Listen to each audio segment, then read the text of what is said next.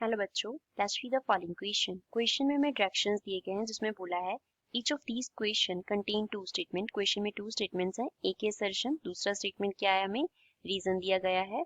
इस क्वेश्चन में ऑल्सो हमें क्या प्रोवाइडेड है, 4 अल्टरनेटिव चॉइसेस प्रोवाइडेड हैं जिनमें जस्ट एक आंसर जो है वो करेक्ट है। हमें क्या करना है, one of the codes select करना है। कौन से codes, A B C D में से ए को अगर असर्शन करेक्ट है, रीजन करेक्ट है, एंड रीजन क्या है, करेक्ट एक्सप्लेनेशन है असर्शन का। बी अगर असर्शन करेक्ट है, रीजन करेक्ट है, एंड रीजन क्या है, not a correct explanation for assertion.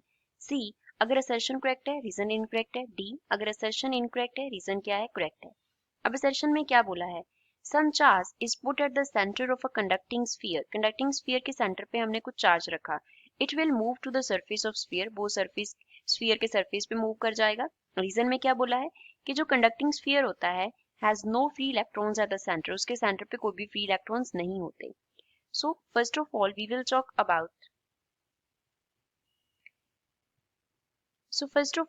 talk about the key concept used in the question। इस क्वेश्चन में क्या की कॉन्सेप्ट यूज हो रहा है। तो इसमें हमारे पास कंडक्टर की एक प्रॉपर्टी यूज हो रही है। कंडक्टर की क्या यूज हो रही है, प्रॉपर्टी यूज हो रही है। कंडक्टर की क्या प्रॉपर्टी यूज हो रही है, that all free charge will reside at the surface of conductor। Conductor में जितना भी फ्री चार्ज होगा वो क्या होगा, उसके सरफेस पे होगा। अब इसका रीजन क्या है हम वो देखते हैं। कंडक्टर के सरफेस पे क्यों होता है, क्योंकि कंडक्टर क्या होता है, कंडक्टिंग होता है। कंडक्टर में इलेक्ट्रॉन्स जो है, ई नेगेटिव क्या रिप्रेजेंट करता है, इलेक्ट्रॉन्स को रिप्रेजेंट करता है। इलेक्ट्रॉन्स फ्रीली मूव कर सकते हैं। अगर वो फ्रीली मूव कर सकते हैं तो किस स्टेट में वो रहना चाहेंगे, उस स्टेट में जिस स्टेट में मीन्स के जो स्टेट जो है वो क्या हो, स्टेबल हो। स्टेबल स्टेट कौन सा होगा, जिस स्टेट में मिनिमम एनर्जी होगा। जिस स्टेट में क्या होगा, मिनिमम एनर्जी होगा, वो स्टेट क्या होगा, स्टेबल होगा। अब हम अगर स्फीयर कंसिडर करें ऐसे कंडक्टर, तो मान लो एक इलेक्ट्रॉन यहाँ पे था, एक इलेक्ट्रॉन यहाँ पे था, इनसाइड इलेक्ट्रॉन्स थे। तो जो डिस्टेंस था आर वो क्या था, स्मॉल था। आर जो था वो क्या था, स्मॉल था। तो इस केस में जो रिपल्शन होगी वो क्या होगी, ज्यादा होगी।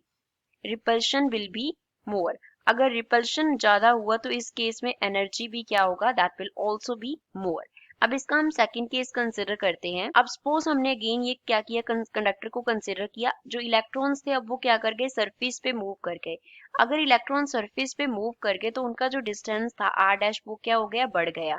आर डैश क्या है, इस केस में जो डिस्टेंस है उन दोनों के बिटवीन लार्ज है। अगर डिस्टेंस इन दोनों के बिटवीन लार्ज हो जाएगा तो इस केस में जो रिपल्शन है वो क्या कर जाएगा, डिक्रीज कर जाएगा।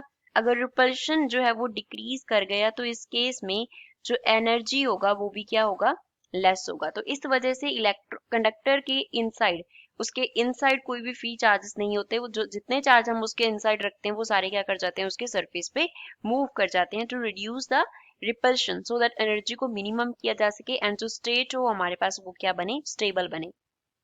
असर्श में बोला था कि अगर कंडक्टिंग स्फीयर के सेंटर पे हमने चार्ज रखा तो वो स्फीयर के सरफेस पे मूव कर जाएगा, ये ट्रू है। कंडक्टिंग स्फीयर के सेंटर पे कोई भी फ्री इलेक्ट्रॉन नहीं होते क्योंकि सारे इलेक्ट्रॉन्स कहाँ पे होते हैं, उसके सरफेस पे होते हैं, ये भी ट्रू है। अब सरफेस पे होते क्यों है, क्यों अगर हम सेंटर पे अगर चार्ज रखते हैं स्फीयर के तो वो सरफेस पे मूव करता है, ये रीजन में तो एक्सप्लेन नहीं किया हुआ कि क्यों उसकी, कैसे उसकी जो एनर्जी है वो लेस होती है जब चार्जेस जो है वो आउटसाइड मूव कर जाते हैं, कैसे वो स्टेबल स्टेट में आ जाता है, ये हमें रीजन में एक्सप्लेन नहीं किया हुआ।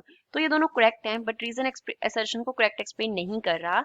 तो करेक्ट आंसर कौन सा होगा क्वेश्चन का, B. I hope you understood well. Thanks.